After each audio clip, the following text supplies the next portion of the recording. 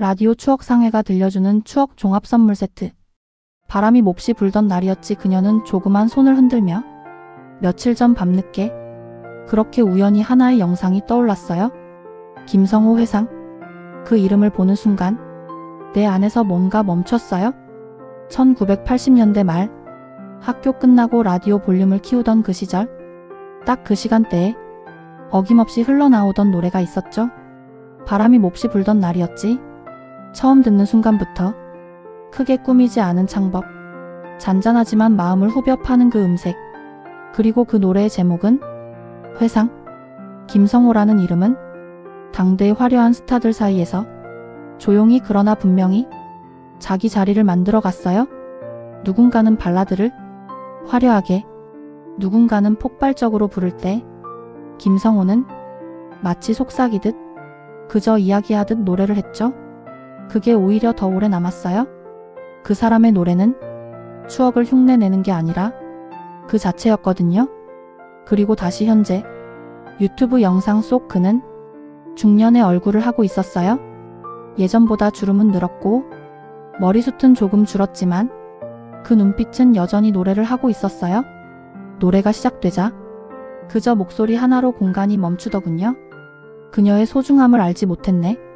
그 순간 나는 20살을 다시 만났고 내 첫사랑도 어렴풋이 떠올랐고 언젠가 사라진 편지 한 장의 문장들이 노래 안에서 살아 움직이는 것 같았어요.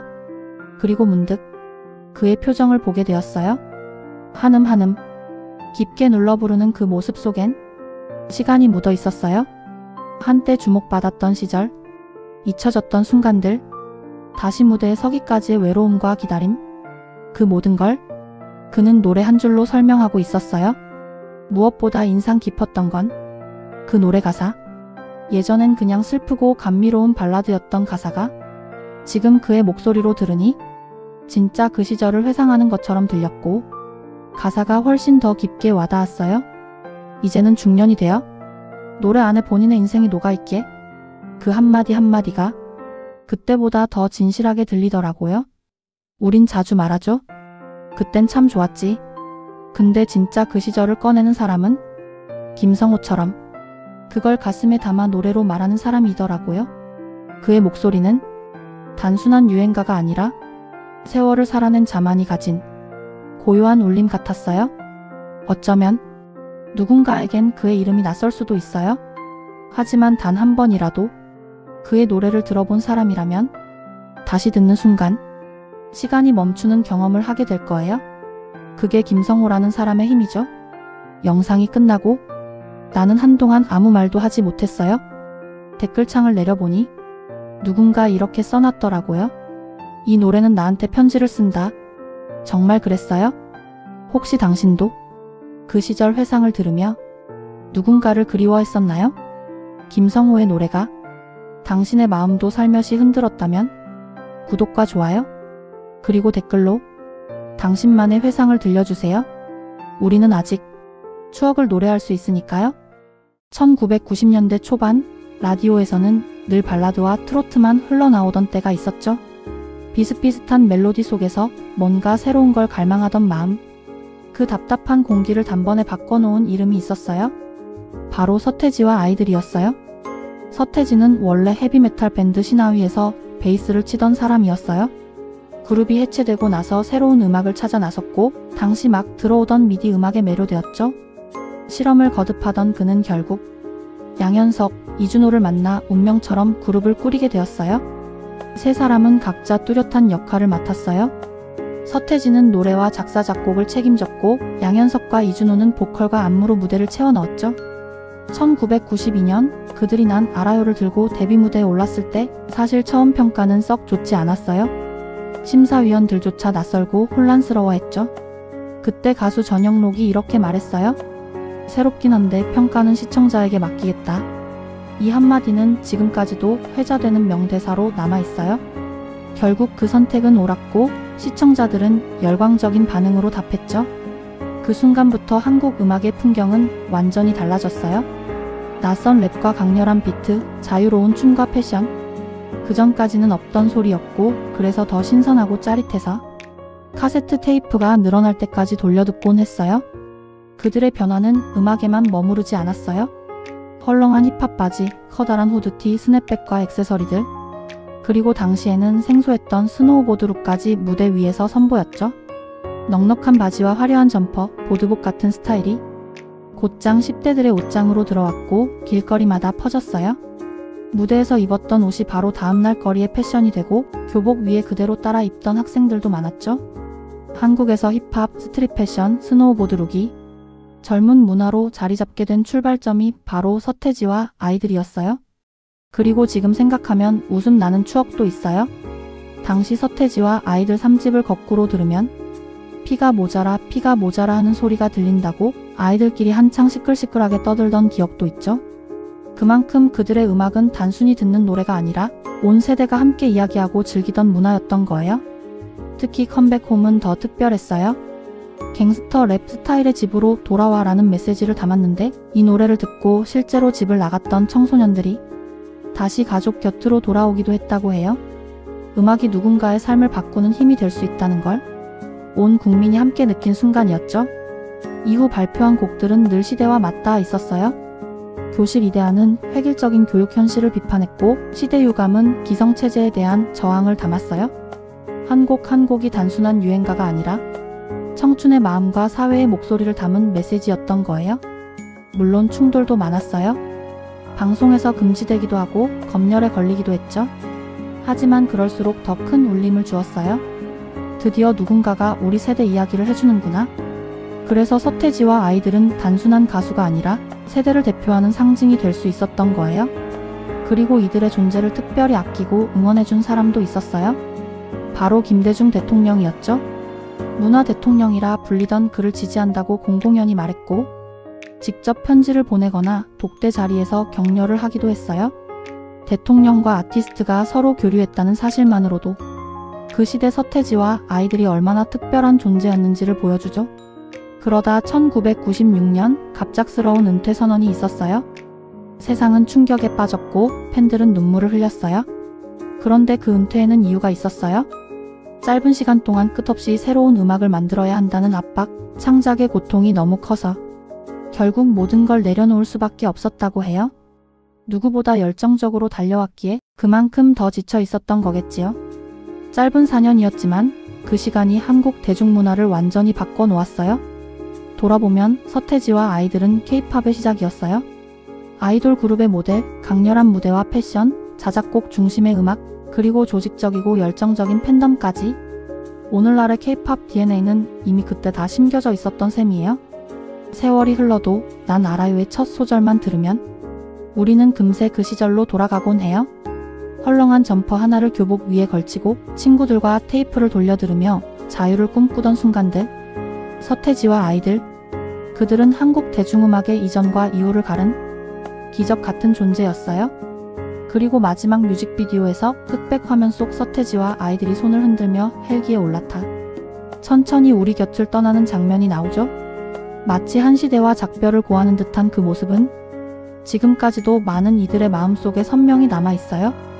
여러분은 그 시절 어떤 추억이 떠오르시나요? 댓글로 함께 나눠주시면 참 반가울 것 같아요. 구독과 좋아요도 부탁드려요. 앞으로도 우리 같이 오래된 이야기들 하나씩 꺼내보아요. 안개비. 이 첫 구절이면 국민 모두가 알 수 있죠. 원색 또는 X가 그려진 후드티 헐렁한 바지. 패션은 지금 유행하는 오버핏 스타일. 여러분의 청춘에도 토끼춤이 있었나요? 무대를 가득 채우던 그 리듬 말이에요. 그 속에서 흘러나오던 목소리. 바로 자타공인 최고의 춤꾼 현진영이었습니다.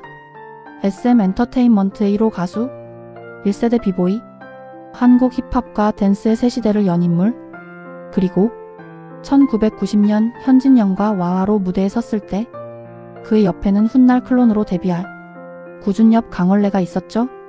무대를 가득 메운 건 단순한 음악이 아니었습니다. 바로 청춘의 에너지였죠. 현진영은 음악뿐 아니라 패션과 퍼포먼스에서도 독특한 스타일로 주목받았습니다. 후드티 패션과 토끼춤은 당시 젊은이들 사이에서 폭발적인 유행을 일으켰습니다. 또한 국내 음악 무대에 최초로 헤드셋 마이크를 도입하여 퍼포먼스의 자유도까지 높였습니다. 슬픈 마네킹 그리고 흐린 기억 속의 그대. 지금 다시 들어도 가슴이 쿵 내려앉는 그 노래들. 특히 흐린 기억 속의 그대가 흘러나올 때면 어쩐지 우리 마음속 첫사랑과 놓쳐버린 순간들이 스쳐 지나가곤 했습니다. 이 곡은 당시 KBS 가요 톱10에서 무려 5주간 1위를 차지했고 MBC 여러분의 인기가요에서는 9주 연속, SBS 인기가요에서도 8주 연속 정상을 지키며 메가 히트 넘버로 자리 잡았습니다. 높은 완성도의 음악에 후드티와 커다란 X마크 의상, 그리고 화려한 퍼포먼스까지 더해져 X세대를 대표하는 곡으로 회자되었죠. 흐린 기억 속의 그대의 패션과 안무는 당시 미국에서 유행하던 스타일을 한국에 들여와 현진 영만의 색깔로 재해석되어 폭발적인 사랑을 받았습니다. 그 영향력은 지금까지 이어져 음악평론 웹진 음악취향Y에서 선정한 한국 댄스 트랙 120선 중 1위에 오르기도 했습니다. 현진영은 훗날 이 곡이 돌아가신 어머니를 생각하며 만든 노래라고 밝혔습니다. 함께 곡을 만든 이탁 역시 일찍 어머니를 여의었는데 시간이 흐르며 기억이 점점 흐려지는 것을 안타까워하며 쓴 노래였다고 합니다. 신나는 음악 분위기와는 달리 두 뮤지션의 절절한 사모곡이었던 셈입니다. 그리고 이 노래 인기가 얼마나 대단했는지 수학여행에서 친구 3명과 팀을 꾸려 한 달 동안 연습을 했습니다. 밤마다 모여 안무를 맞추고 손짓 발짓 하나까지 똑같이 맞추려 했었죠. 그 무대가 열리던 날 토끼춤이 폭발적인 환호를 이끌어냈습니다.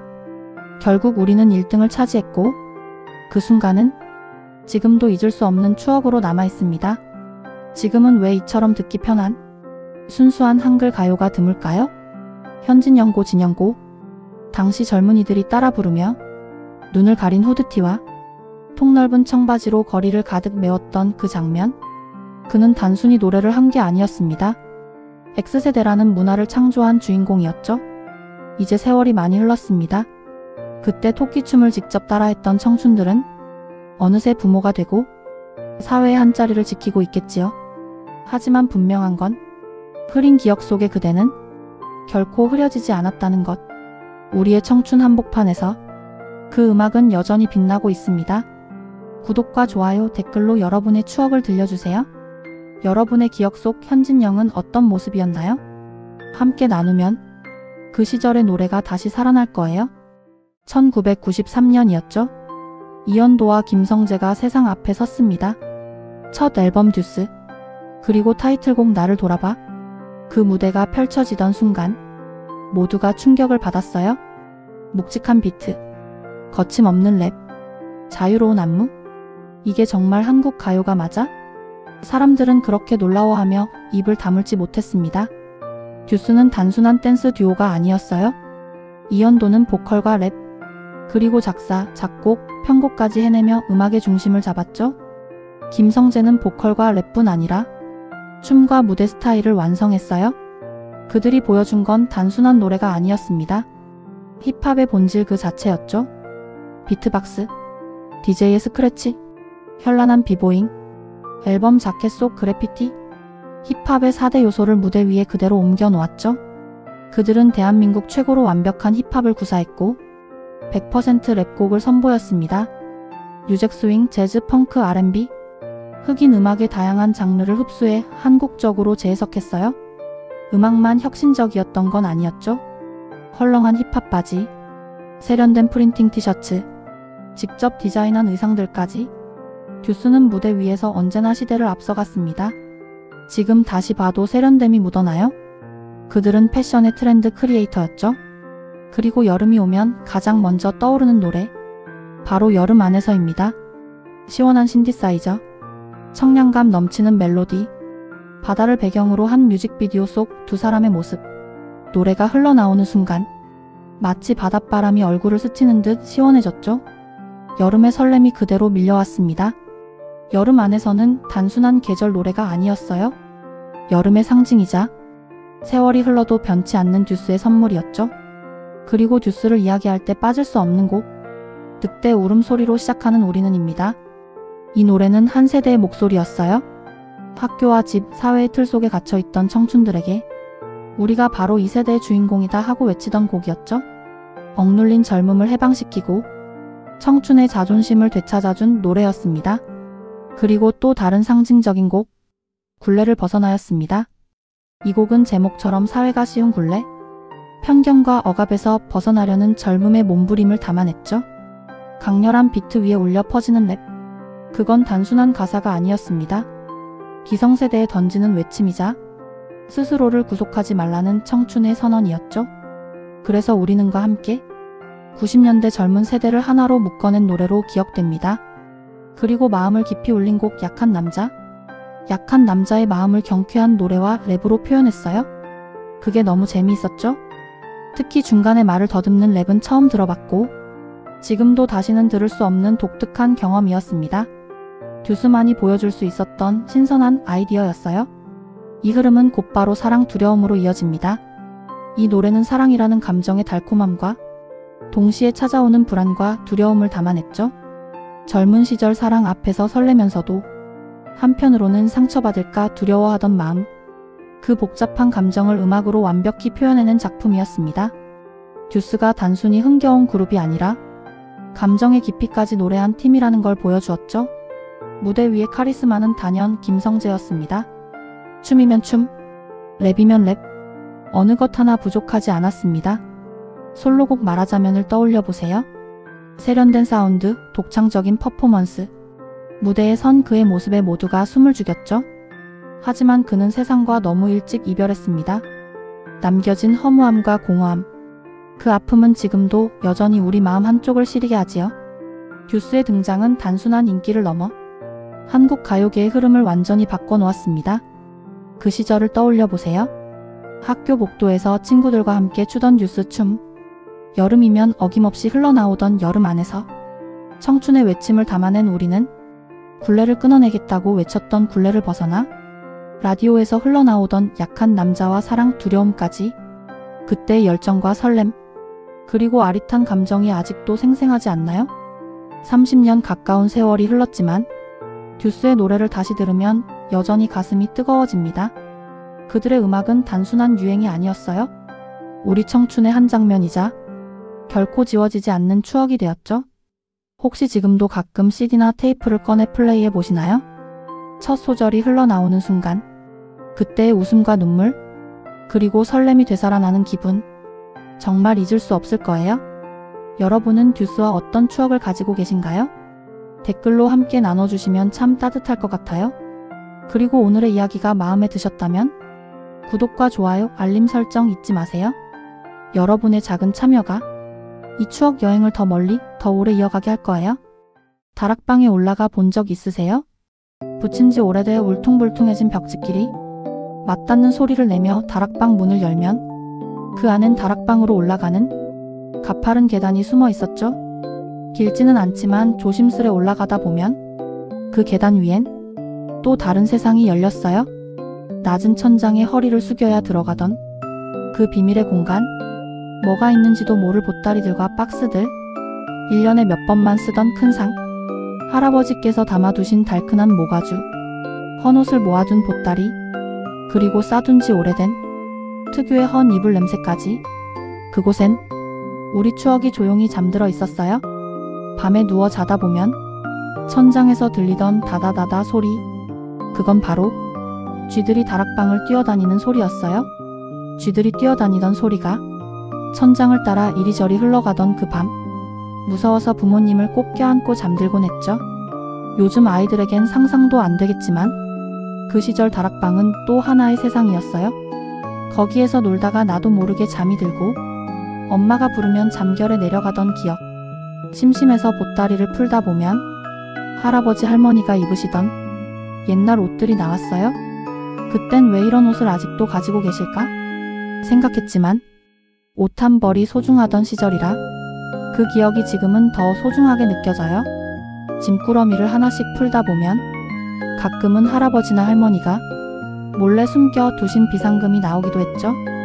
봉투 안에 접힌 지 오래된 지폐, 그 순간엔 마치 보물을 발견한 것처럼 두근거렸고 혼자만 아는 비밀이 생긴 것처럼 괜히 들떴던 기억이 아직도 선명해요. 여름방학이면 다락방은 형과 제 아지트였어요. 찌는 듯한 여름 모기향을 피워놓고 동그랗고 노란빛 전구 밑에서 보물섬 만화를 나눠보던 시간들, 가끔은 무서운 얘기를 하다 서로 놀라 뛰쳐나오기도 했죠. 귀신 봤다 한마디에 새벽까지 잠 못 이루던 날도 있었어요. 그 좁은 공간 안에서 우리는 참 많은 걸 나눴어요. 세상에 단둘이 있는 것처럼, 그곳이 가장 안전한 곳처럼 느껴졌죠. 다락방은 참 이상한 공간이에요. 오래된 물건들이 쌓여있는 곳인데 그 안에 기억 하나 냄새 하나가 가슴 깊은 곳 어딘가를 조용히 건드려요. 그래서일까요? 우린 아직도 가끔 그 다락방을 떠올리며 그리워하죠. 지금은 아파트 천장 위에 그런 공간도 없지만 어쩌다 꿈속에서라도 그 다락방에 다시 들어간다면 어릴 적 내가 마중 나올 것 같아요. 먼지를 털고 그 시절을 한 장씩 꺼내보는 것.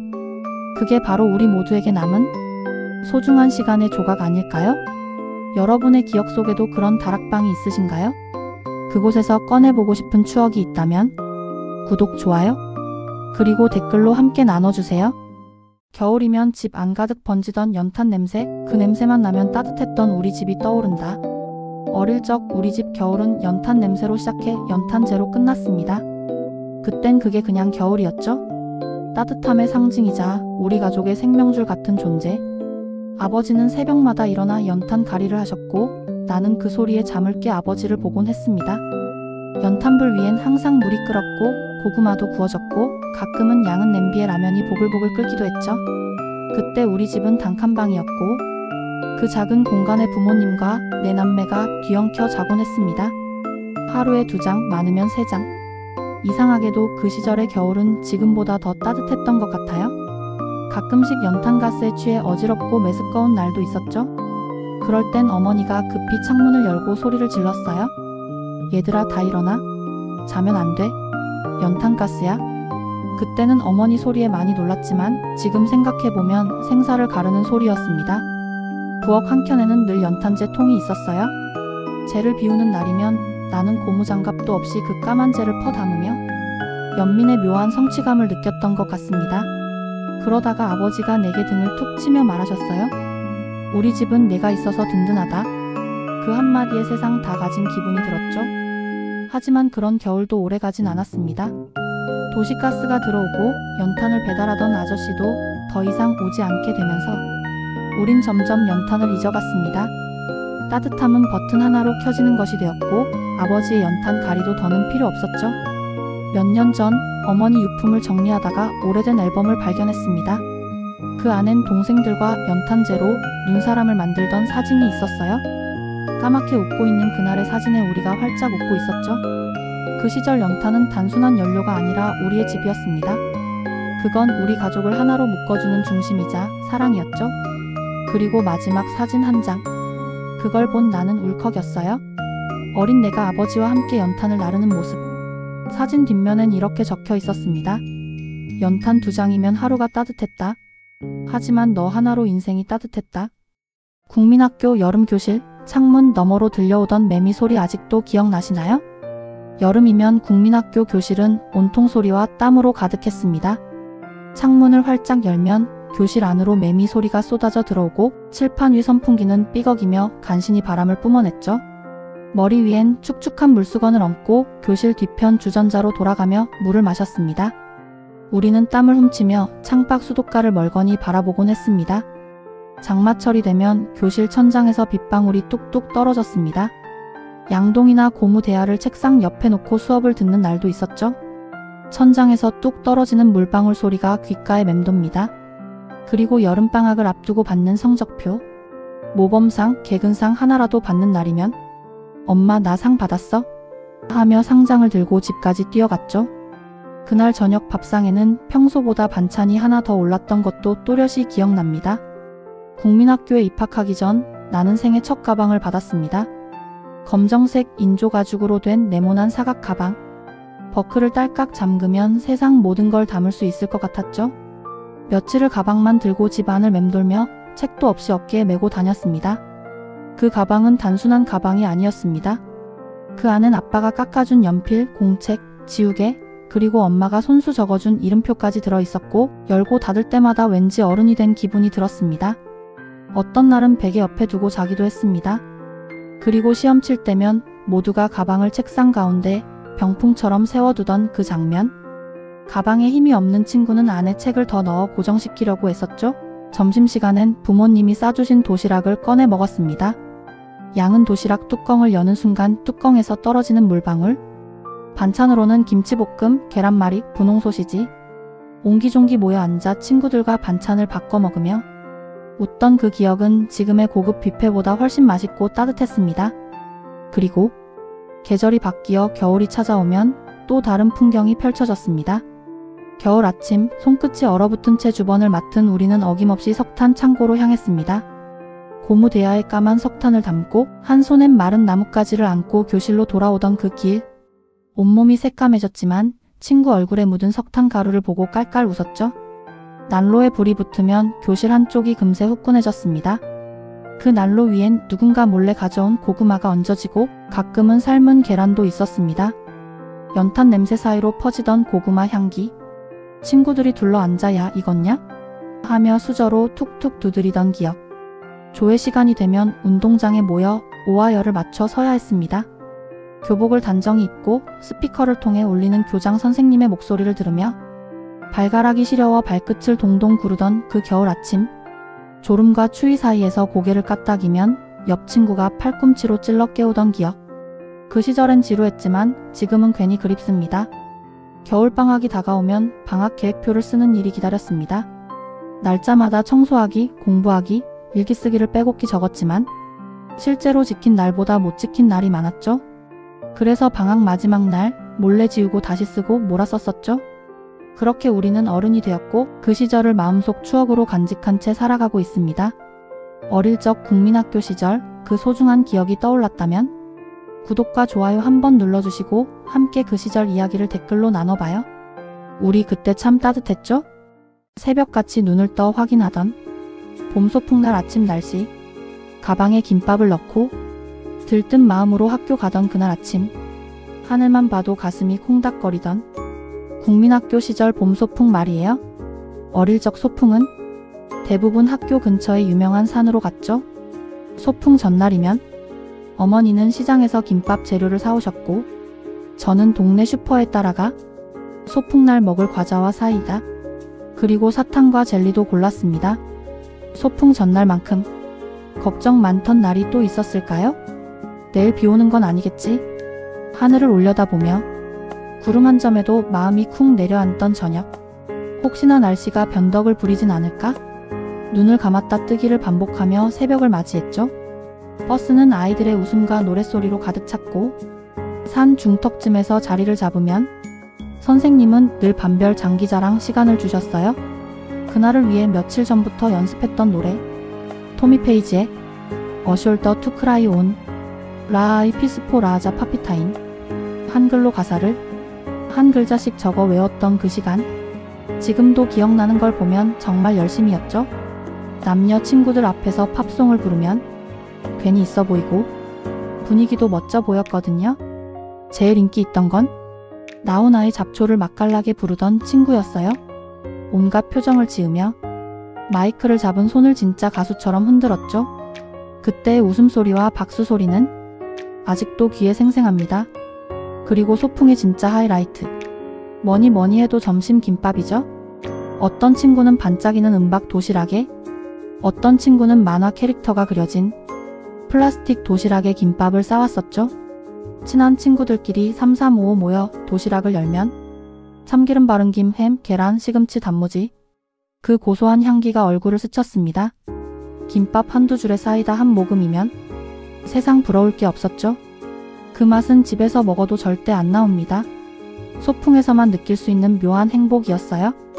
점심이 끝나면 선생님이 모두를 불러 모으셨죠. 얘들아 보물찾기 시간이다. 상품이 걸린 쪽지를 찾는 게임이었는데 나뭇가지 사이 풀숲 속까지 뒤지며 달리고 기어다니던 모습이 그려집니다.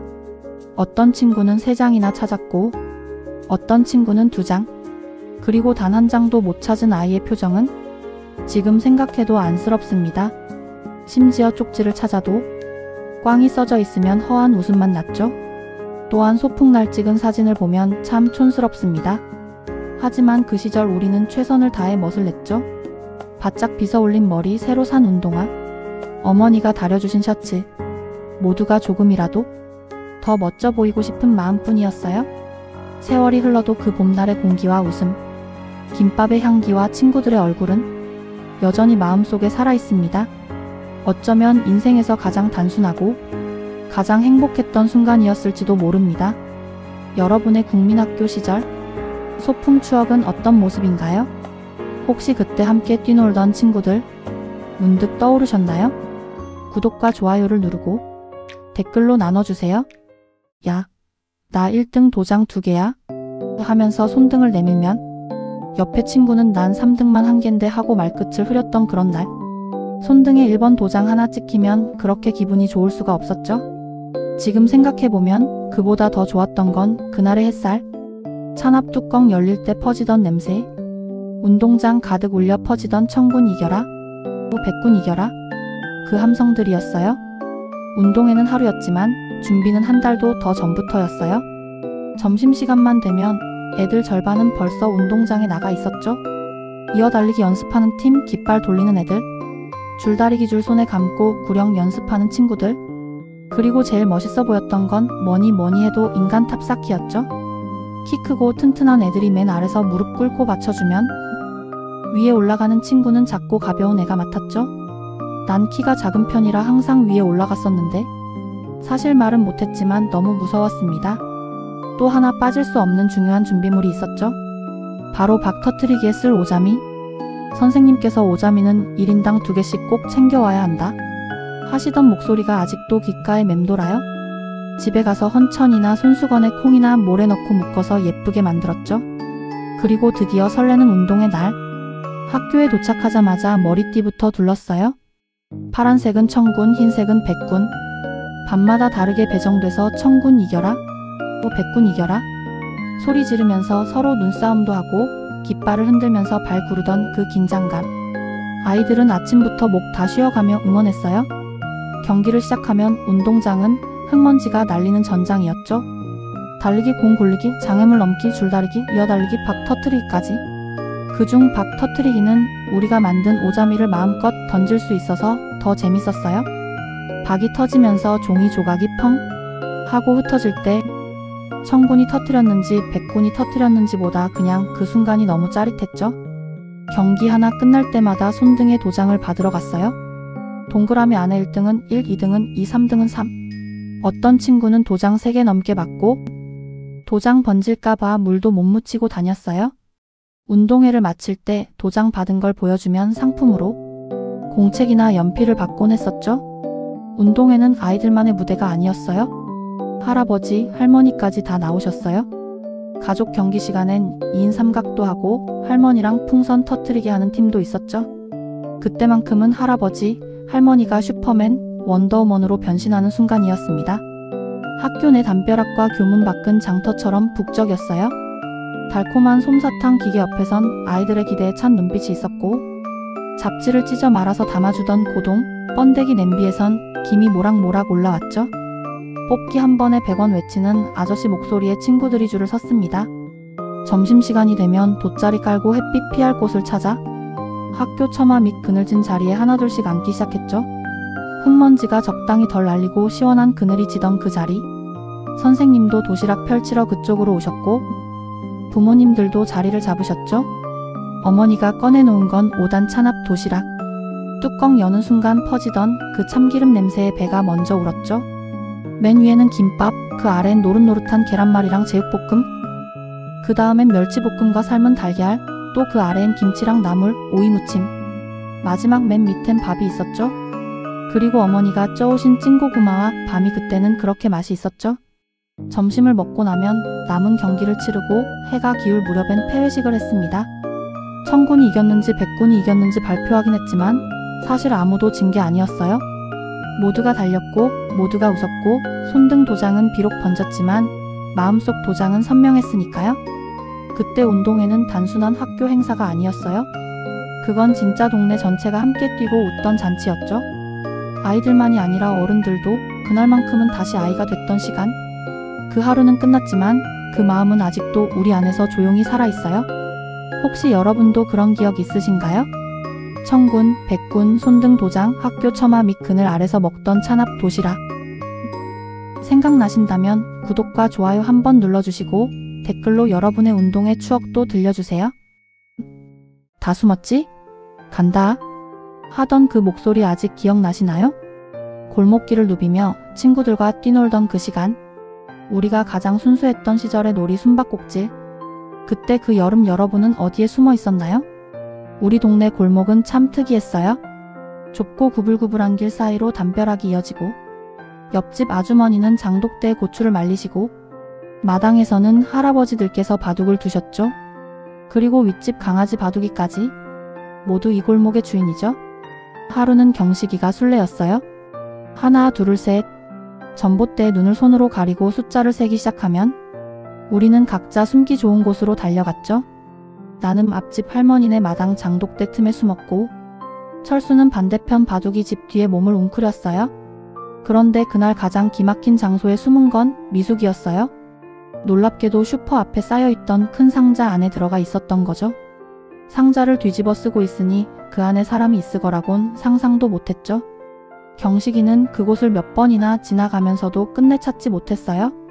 결국 모든 곳을 다 살핀 뒤 경식이는 포기하고 못 찾겠다 꾀꼬리를 외쳤어요. 그 말을 외치는 순간 박스를 들고 조용히 나오는 미숙이. 우린 모두 어떻게 저런 데 숨었지? 라고 생각했죠. 미숙이가 우리 동네 숨바꼭질 챔피언이었어요. 그 이후에도 우리는 틈만 나면 골목에서 다시 모였어요. 가을바람이 솔솔 불던 어느 날 학교를 마치고 집에 가기도 전에 또 숨바꼭질이 시작됐죠. 담벼락엔 시든 넝쿨이 바람에 흔들리고 노랗게 물든 은행잎이 바닥에 소복이 깔려 있었어요. 그날 술래는 명숙이 누나였는데 잡히면 등을 세게 치기 때문에 다들 유난히 긴장했었죠. 나는 그날 우리 집 헛간 밑에 숨었어요. 거미줄이 뺨에 닿고 흙냄새에 숨이 막혀도 절대 안 잡히겠다는 오기 하나로 꿋꿋이 버텼죠. 그런데 갑자기 어둠 속에서 검정색 티를 입은 병수가 고개를 쓱 내미는 거예요. 순간 둘 다 엄마야? 소리를 지르며 엄청 놀랐어요. 너도 여기 숨어 있었어? 잡히진 않았지만 오히려 우리끼리 깜짝 놀란 날. 그리고 또 하나? 지금 생각하면 웃기지만 그땐 진짜 등골이 서늘했던 사건도 있었어요. 초여름 모내기가 끝난 한참 뒤에 어느 날 오후였어요. 햇살은 쨍쨍하고 공기는 후끈했는데 논두렁 옆으로 바람이 불면 보리 이삭이 바다처럼 일렁이던 그런 날이었죠. 이번엔 좀 멀리 숨자. 누가 그랬는진 모르지만 우리는 평소보다 훨씬 멀리 달렸고 나는 덜컥 마을 어귀 넘어 보리밭까지 가버렸어요. 숨을 데가 마땅치 않으니 나는 급한 마음에 보리를 뽑았어요. 땅에 엎드려서 그걸 등에 척 얹고 보리밭 사이에 납작 엎드렸죠. 마치 내가 보리인 척하면서요. 햇살은 뜨겁고 등짝엔 땀이 줄줄 흘렀지만 절대 안 들키고 말 거야 그 생각 하나에 숨도 참으며 버티고 있었어요. 다른 애들도 저 멀리 논두렁 양철 창고 뒤 심지어 수로 옆에까지 숨어 있었죠. 그런데 문제는 우리가 몰랐던 사이 그 보리밭 주인 아저씨가 자전거를 끌고 우리 쪽으로 오고 있었던 거예요. 야, 이거 누가 다 뽑았어. 그 화난 목소리에 나는 벌떡 일어났고 등에 이고 있던 보리가 와르르 흘러내렸죠. 아저씨는 깜짝 놀라더니 아니 밭에서 뭐 하는 거야, 여기가 놀이터야? 하면서 고함을 치셨고 나는 얼굴이 새빨개진 채 죄송해요 숨바꼭질 하다가. 아저씨는 나를 한참 보시더니 너 슈퍼 윗집 아들 아냐? 저녁에 집에 와서 들은 이야기로는 부모님이 보리밭 주인한테 가서 사과하셨다고 들었습니다. 어느새 그 보리밭은 사라지고 우리도 어른이 되어 각자의 삶 속에서 조용히 숨어 살아가고 있지만 문득 누군가 나를 찾아줄 것만 같은 그 시절 술래를 기다리던 설레는 마음도 떠오르죠. 못 찾겠다 꾀꼬리. 그 말 한마디에 참았던 숨을 쉬며 뛰쳐나오던 그 순간처럼요. 그런 추억이 그리우시다면 구독과 좋아요 그리고 여러분만의 숨바꼭질 이야기를 댓글로 들려주세요. 주머니 속에서 찰랑거리던 그 작은 보물들, 햇살 아래 반짝이던 유리구슬 하나, 녹색빛 유리 안에 노랑 주황 파랑, 물결 무늬가 출렁이던 세상에 하나뿐인 나만의 보석이었죠. 사기 구슬은 도자기처럼 흰색에 반질반질하고 예뻐서 유리구슬 10개와 바꾸기도 했었고, 쇠구슬은 묵직해서 던지고 놀다 창문을 깨기도 했어요. 그렇게 각자의 개성과 사연을 품은 구슬들. 그 시절 우리 손엔 그런 추억들이 가득했죠. 오늘은 구멍 넣기 하자. 골목 흙바닥에 십자 모양 끝과 중앙에 막대기로 홈을 파고 가까운 구멍부터 중앙으로, 중앙에서 좌로 위로 우로 갔다가 다시 처음 위치로 돌아오면 성공. 못 넣은 상대 구슬을 딱 맞추면 넣은 걸로 인정되고 다음 구멍으로 넘어갔죠. 그날따라 내 손끝 감각이 살아있었나봐. 3개의 구멍을 연속으로 클리어했을 때 친구들이 야, 그만해. 난 잘못한 것도 없지만 친구들이 뭐라고 하니? 쫄아서 더 넣지는 못했어요. 홀짝 한판 하자. 소리로 예측하거나 심리전으로 맞추는 게임.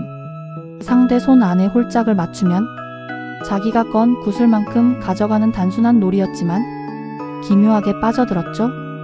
홀, 땡, 짝이지롱. 분명 소리는 3개 홀인데 말이에요.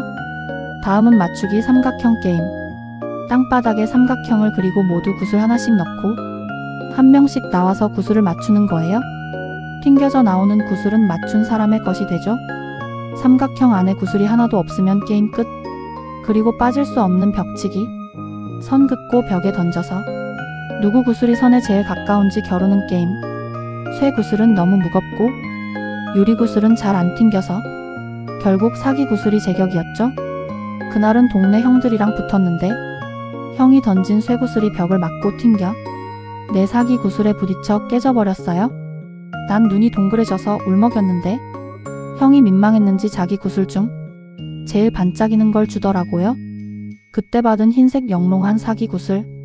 지금도 내 보물함 어딘가에 있을 거예요. 돌이켜보면 땅바닥에 손을 짚고 온 신경을 모아 구슬을 던지던 그 순간들이 그냥 단순한 놀이가 아니었어요. 친구들과의 신뢰, 그리고 작은 승부의 긴장감. 이제는 그런 골목도, 그런 시간도 찾기 어려워졌지만 가끔 어디선가 유리구슬을 보면 그때 그 반짝이던 오후가 떠오릅니다. 혹시 당신도 그런 구슬이 있었나요? 녹색 유리 안에 춤추던 물결 무늬처럼 우리 마음속 추억도 여전히 반짝이고 있을 거예요. 여러분의 구슬 이야기도 들려주세요. 댓글에 남겨주시면 함께 그 시절로 돌아가 볼게요. 그리고 구독, 좋아요는 추억입니다. 동그란 종이 딱지 기억나세요? 손끝으로 딱 떼어내던 그 촉감. 형형색색 캐릭터들의 화려한 색깔. 그 시절 우리 손엔 늘 딱지가 있었죠. 학교 끝나면 골목에 모여 앉아 딱지로 한 판 붙는 게 하루의 전부였어요. 문방구에서 한 장에 30원. 한 장에는 딱지가 30-40개씩 붙어 있어서 조심조심 뜯어야 했죠. 뚝 하고 잘못 뜯으면 가장자리가 찢어졌고 그럴 땐 괜히 마음도 찢어진 것 같았죠. 딱지엔 로보트 태권브이, 우레메, 은하철도 999 그리고 프로야구 선수들도 있었어요. 별이 많던 딱지를 자랑하던 친구, 숫자가 높던 딱지를 자랑하던 친구. 딱지 게임 방식도 다양했죠. 그중 멀리 날리기는 기술이 필요했어요. 왼손 엄지와 검지로 딱지를 잡고 오른손 새끼손가락으로 세게 밖으로 튕기는 거죠. 많이 넘기기 시합도 있었어요. 딱지를 쌓아두고 입으로 파아 불어서 뒤집기.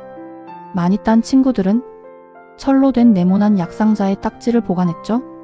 그리고 잊을 수 없는 하루가 있어요. 4학년 봄 운동장 모퉁이에서 딱지를 하던 날, 아끼던 파란별 10개짜리 딱지가 갑자기 불어온 바람에 날아가 버렸어요. 웅덩이에 퐁당 빠져 못쓰게 되었죠. 발에 힘이 빠지고 마음이 휑했어요. 그런데 다음날 친한 친구가 내 거 하나 줄게. 그 말 한마디에 마음이 따뜻해졌죠. 그 시절 딱지 하나에 담긴 건 우정, 경쟁심, 기쁨, 그리고 눈물이었어요. 지금은 딱지를 하는 아이는 없지만 그때의 감정은 아직 가슴 한켠에 남아있어요. 혹시 당신도 그 딱지를 잊지 못하나요? 좋아요와 구독, 댓글로 추억을 나눠봐요. 학교 앞 골목 어귀에 있던 작은 문방구. 방과 후 친구들과 책가방을 메고 곧장 뛰어가던 그곳. 한쪽에는 공책과 일기장, 형형색색의 스케치북이 줄지어 있고 책받침 사이로는 좋아하는 연예인 얼굴이 빼꼼 보이던 그때 그 문방구 풍경이 아직도 눈에 선하지 않으신가요? 그 시절 문방구에는 참으로 여러 가지 물건들이 많았어요. 빨대 끝에 맺히던 그 작은 방울, 칼라풍선. 숨을 크게 들이마셔 불면 둥그런 풍선이 피어나던 순간의 설렘. 조심스레 불다가 펑 하고 터지면 괜히 친구 탓을 하며 웃고 다시 빨대 끝에 끈적한 것을 발라불었죠. 필통은 자석으로 딸깍 열고 닫히던 다용도 필통. 표면에는 그 시절 유행하던 만화 캐릭터가 그려 있었어요. 안에는 연필과 자, 키다리 샤프심 제도 샤프가 차곡차곡 들어 있었죠. 지우개는 따로 넣을 수 있는 직각사각형의 공간도 있었습니다. 그리고 문방구 제일 중앙에는 사파 연필 깎기. 칼로 연필을 깎던 시절. 샤파 연필 깎기는 학생들 사이에 최고의 아이템이었죠. 샤파 연필 깎기에 연필을 넣고 돌리면 삭삭 소리와 함께 나무 냄새가 나며 연필이 뾰족하게 이쁘게 깎여 나왔죠. 색종이도 메이커별로 여러 종류가 있었어요. 색종이를 곱게 접어 종이약을 만들던 시간도 있었죠. 그리고 아직도 또렷이 기억납니다. 문방구 앞 작은 오락기 앞에 둘러앉던 순간을요. 작은 아이 둘이 어깨를 맞대고 앉으면 딱 맞는 사이즈의 오락기. 조이스틱을 열심히 흔들고 5개 버튼을 번갈아 누르며 한 판 더를 외치던 뜨거운 경쟁. 그리고 문방구 앞에 걸려있던 종이 뽑기. 손에 땀을 쥐고 뽑았는데 허무하게 꽝이 나오면 다음엔 꼭 나올 거야 하며 다시 돈을 꺼내던 우리. 그리고 불량식품. 살살 풀어 먹어야 했던 먹는 테이프. 한 번에 먹으면 도무지 녹지 않아서 덩어리째 씹어 먹었죠. 갈색과 남색으로 되어 있던 달달한 꾀돌이. 불에 살짝 구워 늘려 먹던 쫀득이. 약처럼 까먹던 알약 사탕까지. 입안 가득 달콤했던 추억이 아직도 살아있습니다. 문방구 진열대에는 조립식 로봇도 우리를 기다리고 있었죠. 팔, 다리를 각자 붙이고 몸통에 넣어서 앞뒤를 끼우면 조립 완성인데 가장 약한 목 부분을 떼려고 돌리다가 몸통과 연결 부위가 뚝 끊어지면 본드로 붙이며 떨어지지 않기를 바랐습니다. 실에 주렁주렁 매달려 바람에 흔들리던 작은 인형들. 뽀빠이 파이프, 나팔, 빨간 돼지 저금통. 그리고 아이들의 마음을 단번에 사로잡던 비비탄 총. 베레타 우지 같은 이름만 들어도 가슴이 두근거렸던 그 시절의 작은 영웅의 무기였습니다. 지금 생각해보면 그 문방구는 단순히 물건을 파는 곳이 아니었습니다. 우리의 꿈과 우정, 웃음과 눈물이 함께 자라던 놀이터였죠. 책받침 뒤에는 좋아하던 가수의 얼굴이, 그리고 문방구 앞 골목에는 친구들과의 웃음소리가 오롯이 담겨 있었습니다. 시간이 흘러 문방구는 점점 사라졌지만 그때의 추억은 여전히 우리 마음속에 남아있습니다. 색연필 한 자루, 쫀득이 한 줄, 조그만 오락기 하나가 우리에게 세상을 다 가진 듯한 행복을 주던 시절. 그 소중한 기억은 지금도 잊을 수 없는 따뜻한 빛으로 남아있네요. 혹시 여러분도 그 시절 문방구의 향기를 기억하시나요? 당신의 추억 속 문방구 이야기를 댓글로 들려주세요. 그리고 이 영상이 마음에 드셨다면 구독과 좋아요로 함께 그 시절을 더 오래 간직해주시면 감사하겠습니다. 책받침 하나 사러 문방구에 들렀다가 소피 마르소의 눈동자에 빠져 한참을 서 있었어요. 그 옆엔 브룩 슐즈와 피비 케이츠가 서로 누가 더 예쁜지 경쟁이라도 하듯 미소를 짓고 있었죠. 그 반짝이는 얼굴들이 내 어린 마음을 설레게 했어요. 그 시절 책받침은 단순한 문구가 아니었어요. 누군가에겐 첫사랑이었고 누군가에겐 비밀스러운 세계로 들어가는 문이었죠. 책받침 뒷면은 처음엔 아무것도 없었죠. 갈색 고무판 같은 배경뿐이었는데 어느 날부터 알파벳 대문자 소문자와 구구단이 인쇄되기 시작했어요. 공부하라고 만든 거겠지만 우리 눈은 책받침 속 여신들의 얼굴에만 머물렀죠. 이는 뭐였지? 책받침 뒷면을 찾다 보면 어느새 PBK츠의 미소에 빠져 허우적거리고 있었죠. 그리고 만화 캐릭터들도 빠질 수 없었어요. 우레메, 후레시맨, 독수리, 오영재, 로보트, 태권브이, 민키와 이티까지. 그 중에서도 이티가 손가락을 내밀던 장면은 잊을 수 없죠. 그때 교실에서 친구들과 책받침으로 놀던 기억도 나요. 한 친구가 슈퍼 태권브이 책받침을 책상 위에 세워두고 로켓 발사라며 필통을 쓰러뜨려 로켓 소리를 냈죠. 그걸 본 다른 친구는 우레메 책받침을 들고 나와 얘는 레이저도 쏠 줄 안다며 지우개를 날리기도 했어요. 책받침 속에서 시간은 영원히 멈춰 있었죠. 책상은 울퉁불퉁했고 공책 종이는 질이 좋지 않았어요. 연필로 쓰다 종이에 구멍이 나거나 눌린 글씨가 다음 장까지 찍히는 일도 많았죠. 그래서 책받침은 단순한 도구가 아니라 우리를 지켜주는 고마운 존재였어요. 혹시 이 기억도 나시나요? 학교 앞에서 갑자기 책받침을 공짜로 나눠주던 날, 신기해서 받아보면 유명한 만화 영화가 그려져 있었고 밑에는 협찬하는 회사 이름이 적혀 있었죠.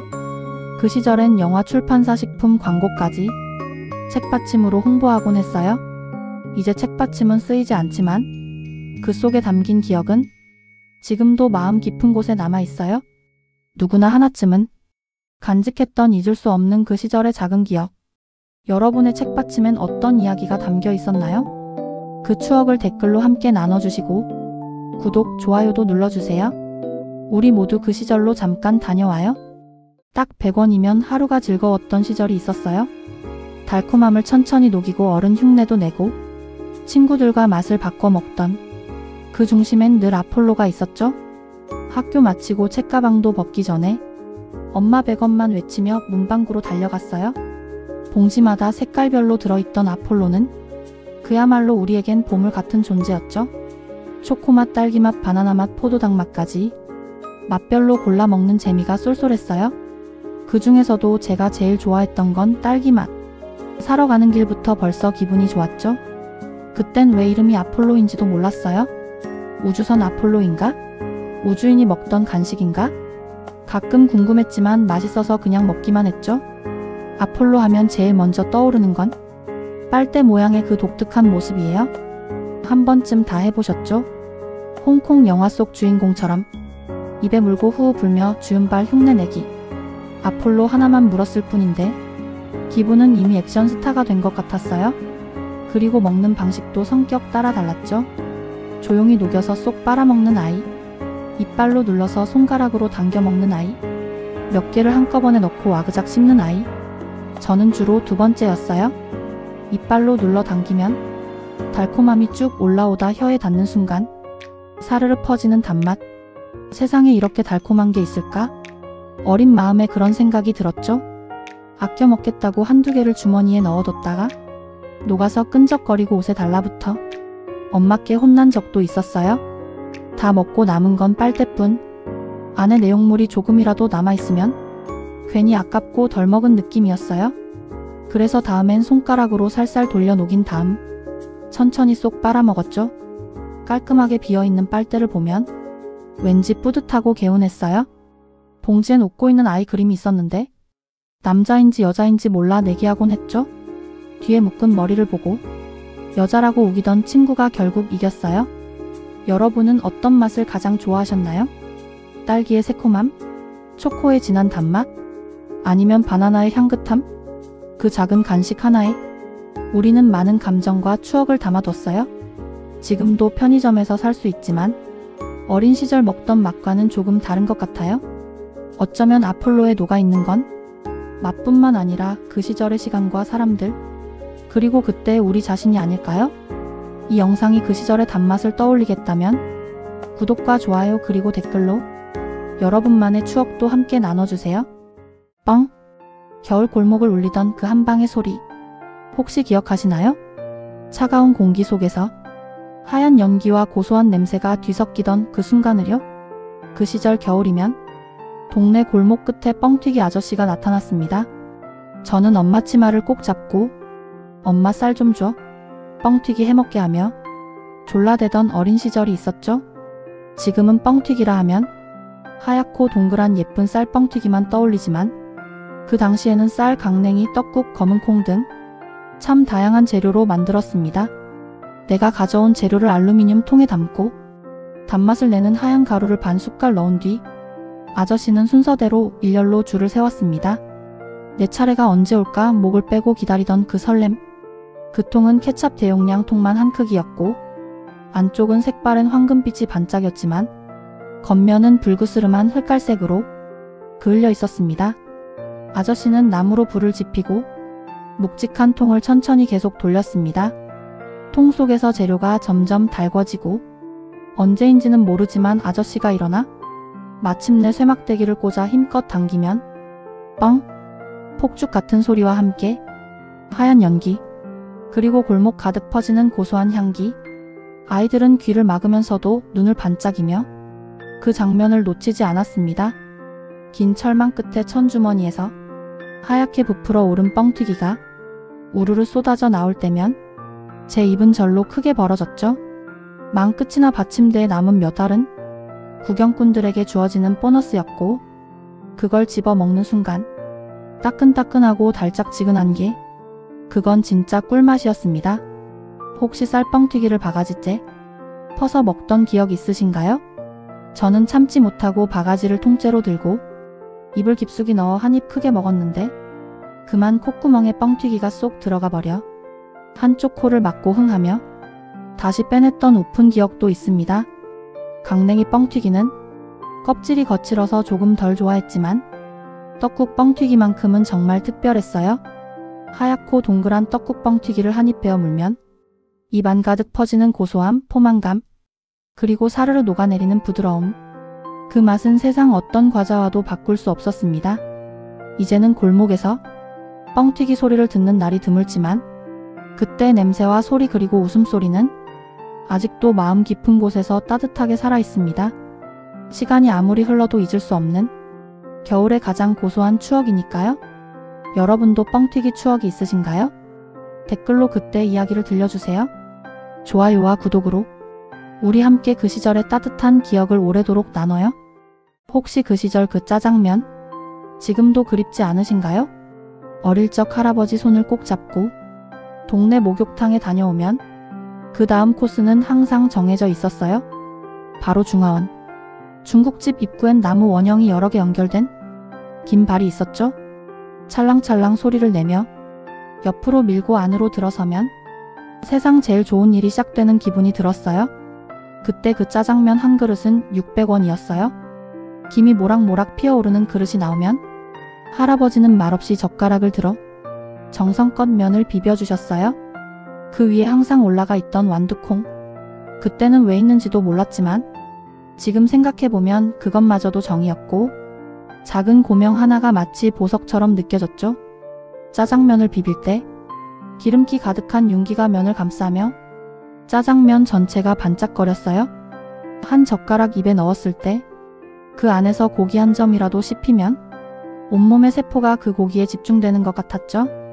볶은 양파도 달았고 단무지를 춘장에 살짝 찍어 먹으면 입안이 참 깔끔해졌어요. 그 시절 중화원의 짜장면은 단순한 음식이 아니라 하루의 보상이자 마음의 위로였어요. 졸업식 날도 늘 그랬어요.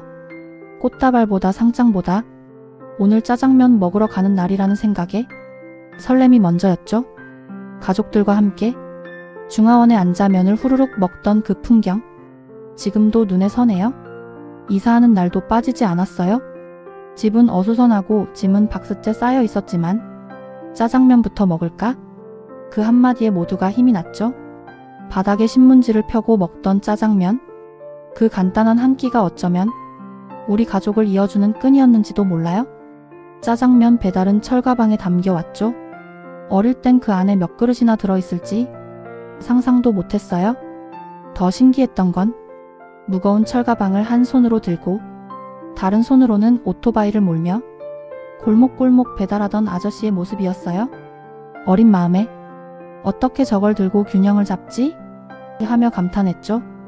조금 더 자라 대학교에 들어가고 나선 당구장이라는 또 다른 짜장면 공간이 생겼어요. 짜장면 콜? 그 말이 나오면 이미 입안에 군침이 돌았죠. 게임 중간중간 젓가락으로 먹을 때 그 맛은 뭐라 표현하기 어려웠어요. 특히 당구장 게임비와 짜장면 값을 같이 내기 할 때 마지막 쿠션을 성공시키면 그 쾌감은 배가 됐죠. 지금은 짜장면이 흔하고 배달 앱으로 몇 번만 누르면 금방 도착하지만 그 시절의 짜장면은 누군가와 마주 앉아 소중한 순간을 함께 나누는 따뜻한 한 끼였어요. 맛있게 비벼주시던 할아버지의 손, 신문지 위에서 나눠 먹던 이사 날의 저녁, 당구장 한편에서 허겁지겁 먹던 그 한 젓가락까지 그 모든 순간이 지금도 마음속 깊이 선명하게 남아있습니다. 혹시 여러분도 짜장면 한 그릇에 담긴 추억이 있으신가요? 구독과 좋아요 그리고 그 따뜻한 기억을 댓글로 함께 나눠주세요. 혹시 전화번호를 돌려보신 적 있으세요? 요즘은 손가락 하나로 모든 게 되는 시대지만 그 시절엔 진짜로 손가락으로 전화를 돌렸어요. 다이얼을 돌리다 걸리는 부위에서 손가락을 빼면 차라라라 소리를 내며 원래 자리로 돌아갔죠. 우리 집 전화기는 베이지색이었어요. 거실 구석 유리 꽃병 옆 늘 그 자리에 있었죠. 동그란 구멍 속 숫자판에 손가락을 넣고 따르르륵 돌리면 다시 차라라라 돌아왔어요. 그 손맛, 그 기다림. 벨소리는 집안 전체가 울릴 정도였죠. 어머니가 저녁을 준비하시다가 전화가 오면 광현아 전화 받아라 하셨던 기억. 그 시절엔 전화가 집에 한 대뿐이라 친구에게 전화할 때도 눈치 보던 시절이었어요. 친구 집에 전화하면 부모님이 먼저 받으셔서 반드시 예 바르게 인사해야 했죠. 안녕하세요, 저 광현인데요. 혹시 창훈이 집에 있나요? 그리고 한 번은 작은 고모가 전화를 거셨어요. 제가 받았는데 아버지와 목소리가 비슷했는지 오빠 오랜만이네요 하시더군요. 작은 고모, 저 광현인데요. 어머, 아빠랑 목소리가 너무 닮아서 깜짝 놀랐네. 그 뒤로 작은 고모는 전화할 때마다 이번엔 진짜 광현이지? 하고 확인하셨어요. 그땐 전화가 나만의 것이 아니라 가족의 전화라서 고모 친구 어머니, 동생 친구들과도 통화하곤 했죠. 그리고 잊을 수 없는 그 시절 사귀던 여자친구와의 통화. 통화하고 싶은 마음은 굴뚝 같지만 아무 때나 전화를 걸 순 없었어요. 혹시라도 아버님이 받으시면 난감하잖아요. 그래서 우리는 약속했죠. 오늘 밤 10시에 전화할게. 꼭 받아야 돼. 그 시간이 다가오면 가슴이 콩닥콩닥 뛰고 손에 땀이 나서 수화기를 들고 심호흡을 하곤 했어요. 다이얼을 돌릴 때마다 나는 소리에도 마음이 조심스러웠죠. 그렇게 연결된 수화기 너머에서 그 애의 목소리가 들리는 순간 세상이 멈춘 것 같았어요. 하지만 가끔은 그 시간에 전화를 걸었는데 여보세요? 그 목소리가 아버님이신 거예요? 그 순간 아무 말 못하고 그냥 끊었어요. 그리고 천장만 바라보며 누워있던 밤들. 풋풋하고 서툴렀지만 그 모든 게 설레었죠. 지금은 스마트폰 하나면 언제든 연결되지만 그 시절 전화 한 통은 마음을 준비하고 시간을 기다리며 그리움을 눌러 담아 거는 소중한 의식이었어요. 시간이 흘러도 그 베이지색 전화기와 다이얼 소리, 설레던 목소리는 마음속에 남아있어요. 혹시 여러분도 그런 기억 있으신가요? 그 시절 전화기 앞에서 웃고 울었던 이야기 댓글로 들려주세요. 좋아요와 구독 그리고 한 줄 댓글이 그 시절에 잘 지내? 같은 인사가 되어줄 거예요. 한 통의 메시지를 받기 위해 비 맞으며 공중전화 앞에 서 본 적 있나요? 허리춤에 달고 다니던 작은 기계 하나? 진동이 울리면 아무 말도 없는데 마음이 먼저 반응했죠. 그저 숫자 몇 개 떴을 뿐인데 누군가의 마음이 느껴졌고 심장은 고백처럼 요동쳤습니다. 우린 그렇게 숫자로 사랑을 전했고 숫자로 그리움을 나눴어요. 친구들과 어깨를 맞대고 웃으며 걷던 골목. 그때 삐삐가 울렸어요. 486. 그날따라 바람이 다르게 불었어요. 햇살도 따뜻했고 발걸음도 가벼웠죠. 숫자 하나에 하루가 환해지던 그땐 사랑이 그렇게 시작됐어요. 해가 빨리 떨어진 밤 9시. 학교 앞 공중전화 부스에 줄이 길게 늘어서 있었죠. 손엔 100원짜리 몇 개, 삐삐에는 파리파리. 지금 당장 전화해달라는 호출. 수화기 넘어 익숙한 숨소리. 그리고 떨리는 목소리로 나 그냥 친구로는 안 될 것 같아. 그 순간 세상이 조용해졌어요. 기억나시죠? 수화기 너머로 사랑이 흘러나오던 그 느낌. 그 짧은 통화 하나로 마음이 바뀌던 밤이었어요. 그리고 이런 날도 있었죠. 아무런 메시지가 없어도 자꾸만 삐삐를 꺼내보고 또 보고 놓쳤나? 왔나? 왜 안 오지? 기다림조차 설렘이었던 그 시절. 그 사람의 번호가 울리기만을 바라며 괜히 공중전화 주변을 맴돌고 울리지 않는 삐삐를 들고 괜히 웃고 괜히 울던 날들. 어느 날은 생일이었어요. 아무도 모를 거라 생각했는데 삐삐가 울렸고 14. 단 한 줄의 숫자. 그게 그렇게 가슴을 울릴 줄 몰랐어요. 지금도 그 호출은 아직 제 기억 속에 남아있어요. 지워지지 않고. 삐삐는 단순한 호출기가 아니었어요. 그건 기다림이었고 설렘이었고 말 못한 감정들이 쉬어가던 작은 공간이었어요. 지금은 단 한 번의 클릭으로 마음을 보낼 수 있는 시대지만 그 시절의 느린 속도, 그 속에서 전하던 조심스러운 마음. 그건 지금도 잊히지 않아요? 그 소리, 삐삐. 그 소리 하나로 마음이 움직이던 시절.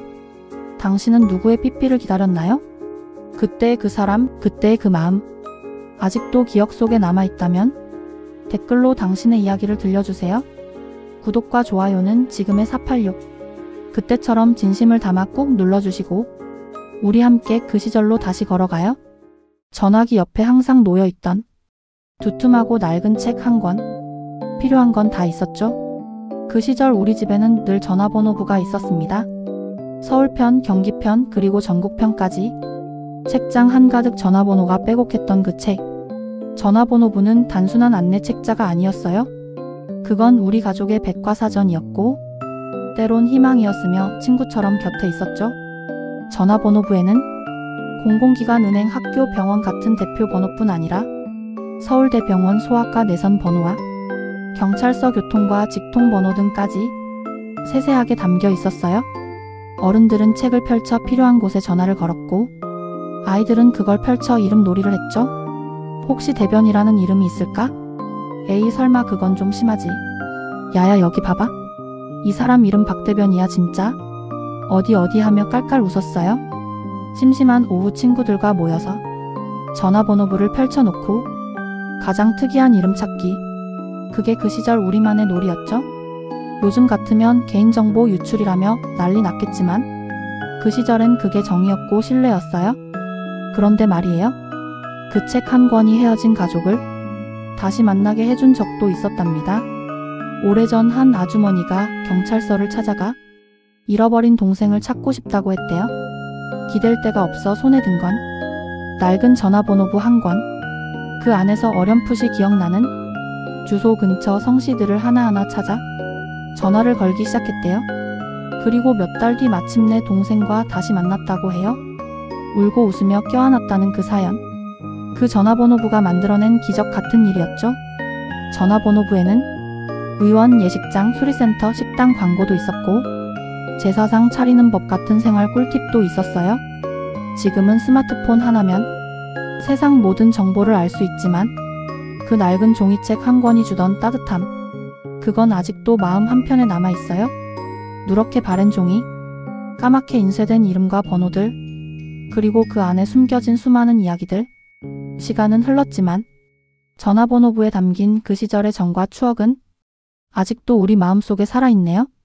그리운 사람들과의 연결고리였고 모르는 이들과도 마음을 나눌 수 있던 그 시절 참 좋았죠? 혹시 여러분도 전화번호부에 얽힌 추억이 있으신가요? 그 시절 이야기를 댓글로 함께 나눠주세요. 그리고 구독, 좋아요도 꾹 눌러주시고요. 찰칵하고 눌렀던 플레이 버튼, 그리고 윙하며 돌아가던 테이프릴. 그 시절 음악은 눈이 아니라 귀로 간직하는 보물 같은 것이었습니다. 1970년대 후반에서 1980년대 우리 삶 속엔 늘 라디오와 카세트 테이프가 함께 있었습니다. 요즘 친구들에겐 생소하겠지만 그땐 좋아하는 노래 한 곡을 듣기 위해 많은 노력을 했습니다. 집집마다 하나쯤은 있던 카세트 플레이어. 은색이나 갈색의 큼직한 몸체에 두툼한 버튼이 달려 있었죠. 가장 많이 누르던 버튼은 재생이었고 그 다음은 되감기. 좋아하는 노래가 나올 땐 끝까지 듣고 다시 되감아서 또 듣고 그러다 리본 테이프가 꼬이면 연필을 꽂아 돌리며 정성껏 되돌리곤 했죠. 그 장면 지금도 생생하지 않나요? 가장 설레던 건 라디오에서 좋아하는 노래가 나올 때였습니다. 지금 나오는 이 곡은 마이클 잭슨의 빌리진입니다. 그 멘트가 들리면 서랍 속 테이프를 꺼내 REC 버튼을 누르기 위해 바삐 움직였습니다. 괜히 DJ 목소리가 같이 녹음되는 게 싫어서 정확히 노래 시작 타이밍에 집중하던 나날들. 그 긴장감이 지금 생각하면 웃음이 나면서도 참 따뜻하죠. 어느 겨울 크리스마스 이브엔 연인에게 선물로 받은 외국 가수 테이프가 있었습니다. 반짝이는 포장지 속에서 꺼낸 외매 앨범 테이프는 그의 겨울을 특별하게 만들어줬습니다. 그날 이후로 레스트 크리스머스는 단순한 캐롤이 아닌 추억의 상징이 되었지요. 또 하나 잊을 수 없는 건 우리가 직접 만들던 나만의 믹스테이프. 빈 테이프에 좋아하는 노래만 골라 담고 손글씨로 제목을 정성스레 써넣던 그 마음. 지금의 플레이리스트보다도 훨씬 진심이 담겨 있었던 것 같습니다.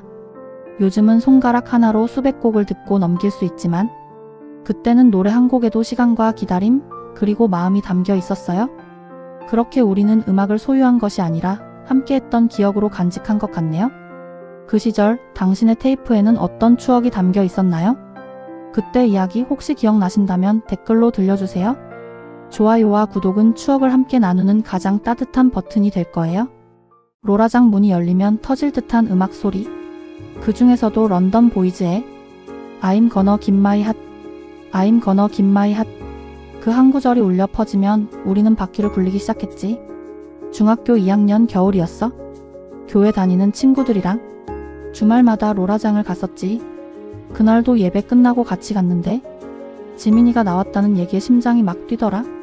같은 반이지만 말도 제대로 못 해봤거든. 무스로 머리도 만지고 나갔어. 입장료는 1,500원을 내고 들어갔어. 신발이 전시된 진열장 앞에서 신발을 받고 설레는 마음으로 롤라 끈을 바짝 메고 주변을 둘러봤는데 지민이가 벽에 기대서 서 있더라.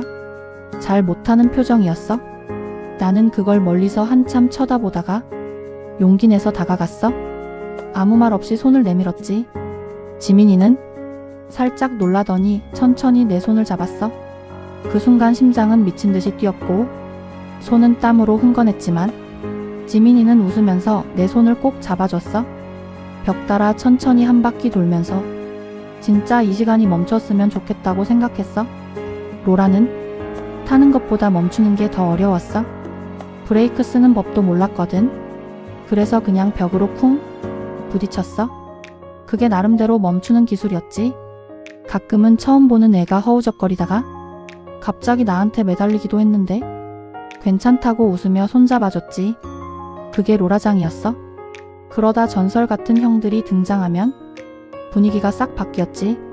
브레이크가 없는 선수용 롤라 신고 뒤로 타며 회전하고 양발을 밖으로 벌려서 앞으로 가고 언젠가 나도 저렇게 타고 싶다. 진심으로 그렇게 생각했지. 그리고 다음 주 남자애들끼리만 넷이서 롤라장에 갔던 날이었어. 우리는 평소처럼 허세 부리며 누가 더 잘 타나 시합하듯 탔었지. 그때 반대편에서 처음 보는 여자애들 무리가 들어왔어. 진짜 예뻤어. 웃는 것도 조용했고 옷도 다 이쁘게 입었었지. 신경 안 쓰는 척하면서 자꾸 그쪽 근처만 맴돌고 있었는데 그중 한 명이랑 빙글 돌다가 정면으로 부딪힌 거야. 나는 뒤로 약간 밀렸고 그 애는 넘어질 뻔했는데 내가 본능적으로 팔을 뻗어 받쳐줬어. 어색하게 눈 마주치고 그 애가 작게 웃으면서 미안이라 말하고 난 괜찮다고 말하고 고개를 휙 돌렸는데 뒤에서 내 친구들이 킥킥대며 야 뭐야? 그 후로 그의 무리랑 우리 무리가 같은 방향으로 계속 돌았어. 말은 없었지만 속도도 비슷했고 눈도 몇 번 마주쳤어. 그날 이후 그 애를 다시 본 적은 없지만 그 부딪힘 그 짧은 웃음 다시 못 본 아쉬움이 지금도 선명하게 기억나. 지금은 롤라장도 거의 사라졌고 지민이와도 연락은 끊겼지만 가끔 유로댄스 음악이 들리면 그날의 공기와 그녀의 손이 떠올라. 그 시절 롤라장에 얽힌 이야기가 있다면 댓글로 들려줘. 그리고 영상이 마음에 들었다면 구독과 좋아요도 부탁할게. 은색빛 바리깡이 두피를 스치던 그 촉감. 멀리서 보면 빨강, 파랑, 흰색, 삼색 등이 빙글빙글 도는 이발소. 그 불빛은 마치 저를 부르는 신호 같았어요.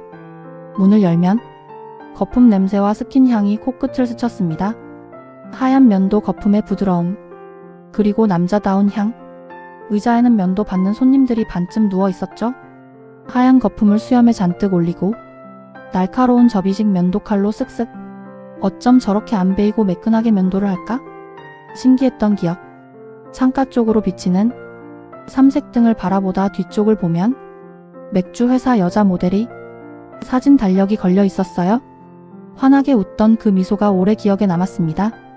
제 차례가 되면 손때 묻은 키높이 판 위에 앉고 흰색 보자기 같은 걸 목에 두른 뒤 베이지색 통 안에 있는 거품을 머리 주변에 발라줬습니다. 서늘한 감촉이 뒤통수와 귀 옆을 스칠 때면 등골이 오싹했죠. 바리깡으로 옆머리와 뒷머리를 쓱쓱 정리하던 아저씨. 전기식이 아닌 손으로 접었다 폈다 하는 수동식 바리깡이었어요. 두피를 스치는 촉감이 시원했고 가끔 머리카락이 씹히는 순간은 움찔했지만 바리깡이 두피를 누르듯 머리를 깎기 시작하면 마치 마사지를 받는 듯 기분이 좋아 눈꺼풀이 스르르 감기곤 했죠. 바리깡이 끝나면 다시 빗질을 한 다음 빗으로 머리를 정렬하며 가위로 앞머리, 윗머리, 뒷머리를 잘라주셨죠. 머리가 끝나면 하늘색 타일이 촘촘히 박힌 조금 넓은 세면대에서 머리를 감겨주던 아주머니, 바가지로 물을 척 부어 헹군 뒤 샴푸 거품을 꾹꾹 눌러 마사지해줄 때면 온몸이 사르륵, 마지막 헹군 물줄기가 목덜미를 타고 흐를 때 그 시원함이란. 머리를 다 감긴 후 수건으로 머리끝까지 털어주셨죠. 그리고 마지막으로 제 손에 스킨과 로션을 덜어주셨습니다. 남자답고 시원한 향이 머리뿐 아니라 마음까지 개운하게 만들었죠. 지금은 찾기 힘든 그 시절의 이발소, 삼색 등의 빛, 문을 열 때 스치는 냄새, 키높이 판의 감촉, 바리깡의 촉감, 달력 속 미소, 시원한 물줄기, 그리고 스킨 로션의 향기까지 시간이 흘러도 잊을 수 없는 어린 시절의 한 장면입니다. 혹시 여러분의 이발소 추억은 어떤가요?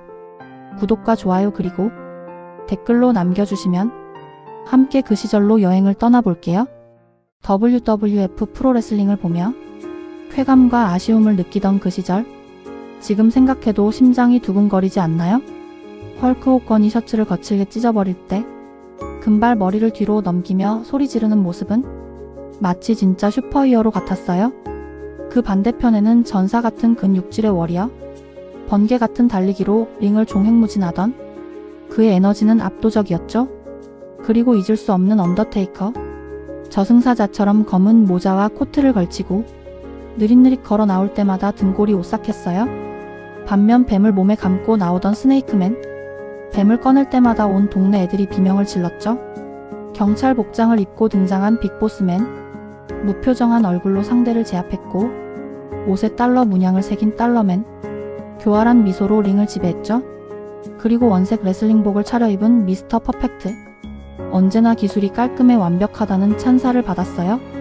이름만 들어도 그들의 모습이 필름처럼 지나가지 않나요? 야, 우리도 해보자. 친구들끼리 WWF를 보고 나면 꼭 따라했어요. 집 안방 바닥에 이불을 깔면 금세 레슬링장이 되었죠. 서로를 로프에 반동시키는 흉내를 내고 뒤집어 눕힌 뒤 큰 소리로 1, 2, 3를 외쳤어요. 이긴 뒤에는 헐크 호건처럼 손을 몇 바퀴 돌리다가 뭘 듣는다는 듯이 귀에 손을 대기도 했죠. 새로 본 기술을 한다고 친구 팔 다리를 꼬기도 하고 서로 맞춰보며 기술을 연습하기도 했어요. 그리고 그때 WWF 오락도 기억나세요? 2명을 골라 팀을 짜고 2대2로 하는 게임. 상대방과 양손을 맞잡으면 버튼을 더 많이 누르는 사람이 힘싸움에서 이겼죠. 그때는 오락기가 부서질 정도로 힘껏 눌렀어요. 캐릭터가 많이 맞아서 힘이 다 떨어지면 우리 팀과 교체를 해야 하는데 교체하러 가다가 잡히면 영락없이 지곤 했죠. 시간은 흘렀지만 그 시절 WWF의 열기는 지금도 마음속에 생생합니다. 혹시 오늘 이야기가 그 시절의 기억을 조금이나마 떠올리게 했나요? 그렇다면 댓글로 WWF 추억도 들려주세요. 어떤 선수를 가장 좋아했는지, 어떤 기술을 따라했는지 함께 나누면 더 좋을 것 같아요. 그리고 이 영상이 좋았다면 구독과 좋아요도 부탁드릴게요. 나팔바지, 점박이, 원색 원피스. 그 시절 우리를 반짝이게 했던 7080 패션 기억나시나요? 시작부터 왠지 뭉클해지는 이 느낌. 추억은 역시 갑자기 불쑥 찾아오는군요. 남자들은 장발이 유행이었죠. 귀를 살짝 덮는 길이에 자연스러운 웨이브나 가벼운 펌. 바람이 불면 앞머리 한 오리. 살짝 눈을 덮는 게 멋이라 생각했어요. 친구들끼리 오늘 머리 끝내준다 하며 서로의 머리를 만지던 기억. 왠지 그때는 머리카락 한 가닥까지도 청춘이었죠. 여자들은 뽕이 생명이었어요. 미장원에 가서 위로 좀 살려주세요 하면 사장님이 정수리 볼륨을 한껏 넣어주시곤 했죠. 풍성한 머리, 곱게 말린 앞머리, 그리고 진하게 바른 립스틱 하나면 그날 하루는 완벽했어요. 패션 이야기를 꺼내다 보면 옛날 사진을 다시 들춰보게 됩니다. 청바지에 데님 재킷, 여기에 갈색 구두까지. 그 시절 우리의 청청 패션은 단순한 옷차림이 아니라 경쾌하고 거침없는 청춘의 상징이었죠. 그리고 독특한 나팔 바지, 알록달록 성굵은 패턴의 폴리에스테르 셔츠, 넓은 깃을 바람에 날리며 걷는 그 느낌, 돌바닥 위를 탁탁 울리던 통굽 구두 발끝에서 괜히 가슴이 설렜던 그 시절, 당시 인기 가수들의 무대 의상을 따라 입어보며 우린 스스로를 스타라고 믿었죠. 누군가의 눈에 들기 위해 하루 종일 거울을 보기도 했어요. 또 하나 기억나는 건 점박이나 꽃무늬가 가득한 원피스, 큰 카라가 돋보이는 블라우스, 어머니 옷장 속에서 꺼낸 보물 같은 그 옷들, 입고 나가면 왠지 더 사랑받을 것만 같았던 그 마음, 머리엔 헤어밴드 하나만 얹어도 완벽한 느낌이었고, 라디오에서 흘러나오던 비와 당신의 이야기 멜로디가 왜 그리도 잘 어울렸는지 모르겠어요. 사실 그 시절은 패션이 곧 자유로움이었고 설렘이었고 때론 고백이었고 청춘 그 자체였죠. 유행은 돌고 돈다고 하지만 요즘 다시 찾아온 레트로 열풍 속에서 그때의 감성을 다시 마주할 수 있다는 건 참 감사한 일이에요. 누군가와 나란히 들었던 노래, 바람 따라 펄럭이던 치맛자락, 아버지 청바지에 새겨진 세월의 주름까지 시간이 흘러도 잊히지 않는 것들이 있어요. 지금도 가슴이 먹먹해지네요. 여러분의 마음 한편에도 분명 남아있을 그 시절 이야기, 혹시 더 떠오르는 추억이 있으신가요? 이런 감동적인 이야기가 좋으셨다면 구독과 좋아요, 그리고 여러분만의 7080 추억을 댓글로 꼭 들려주세요. 이번엔 절대 놓치면 안 돼.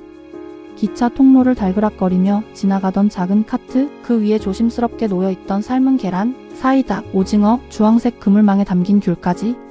어릴 적 기차를 탄다는 건 마치 소풍처럼 설레는 일이었어요. 서울에서 대전, 대구, 부산까지 가는 통일호, 무궁화호, 새마을호. 기차는 느렸고 시간은 넉넉했죠.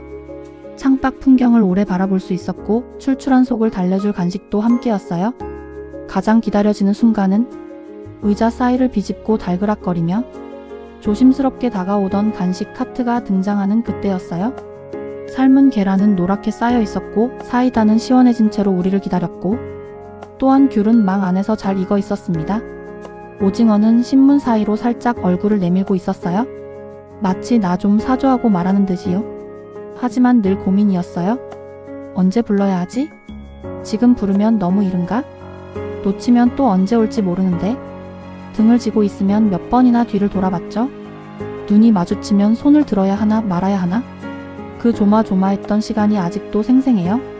엄마는 항상 말씀하셨어요. 괜히 사이다 마시지 마라, 화장실 자꾸 가게 된다. 하지만 어린 마음에 톡 쏘는 사이다의 유혹을 참기란 정말 어려웠어요. 계란 하나 까서 노른자와 흰자를 반씩 나눠 먹고 사이다 한 모금으로 입안을 씻어낼 때의 상쾌함. 눈을 감으면 아직도 그 느낌이 떠오릅니다. 오징어를 먹으면 손이 끈적해졌고 귤 껍질은 비닐봉지에 따로 모았어요. 아버지는 종이컵 커피 한 잔을 꼭 사서 천천히 음미하셨죠. 그렇게 하나둘 먹다 보면 기차는 어느새 대전쯤 지나 있었습니다. 배도 부르고 마음도 평온해졌어요. 그 음식들에서 볼 수 있는 홍익회라는 글자가 무엇인지도 참 궁금했습니다. 그 시절 기차 안에서 먹던 간식은 그냥 배를 채우는 음식이 아니었어요. 낯선 목적지로 향하던 두근거림의 일부였어요. 그런데 그 풍경이 이제는 사라졌어요. 예전에는 새마을호가 경부선 전 구간을 5시간, 무궁화호는 8시간 넘게 걸렸기에 기차 안에서 간식을 사 먹는 게 당연했어요. 여행의 일부였죠. 그 긴 시간 속에 달콤한 음료와 짭짤한 오징어 한 입은 무언가를 기다리는 즐거움이었어요. 하지만 지금은 대부분 KTX로 이동하게 되면서 2시간이면 서울에서 부산까지 도착하죠. 도시락을 꺼내기도 전에 도착해버리고 굳이 기차 안에서 음식을 먹을 필요도 없어졌어요. 그래서일까요? 기차는 더 빠르고 편리해졌지만 왠지 여행은 덜 설레는 것 같아요. 가끔 무궁화호를 탈 때면 그 느린 속도와 긴 여정 덕분에 문득 그때 그 카트가 떠오릅니다. 달그락 달그락. 어디선가 계란 냄새가 퍼지고 사이다 뚜껑 따는 소리. 귤 껍질 향이 은은히 맴도는 극한. 그건 단순한 간식이 아니라 기차 안에서만 맛볼 수 있었던 특별한 순간이었어요. 시간은 빠르게 흘러가고 풍경도 기차도 음식도 변해갔지만 그때 내 마음에 새겨졌던 그 기억만은 오히려 더 선명하게 남아있어요? 이야기가 당신 마음 어딘가를 살짝 노크했다면 구독과 좋아요 그리고 당신의 그때 그 기차 이야기를 댓글로 꼭 남겨주세요. 달고나가 불에 닿는 순간 세상에서 가장 조용한 전쟁이 시작됐다. 어릴 적 우리 동네는 마치 작은 나라 같았다.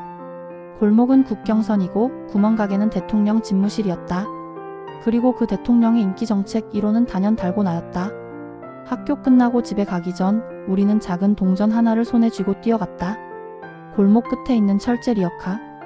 덥수룩한 수염에 파란 반팔 런닝을 입은 아저씨는 늘 부채질을 하며 작은 국자에 설탕을 넣었다. 거기에 소다를 살짝 그 순간 마법이 시작됐다. 부풀었다. 모두가 숨을 죽인다. 설탕 덩어리가 거품을 물고 부풀어 오르면 아저씨는 주물쇠로 납작하게 눌렀다. 그 위에 별, 우산, 하트 같은 모양을 콱 찍었다. 자, 이제부터가 진짜였다. 모양 안 부수고 따내면 하나 더 줄게. 우린 전쟁터에 나가는 군인처럼 엄숙해졌다.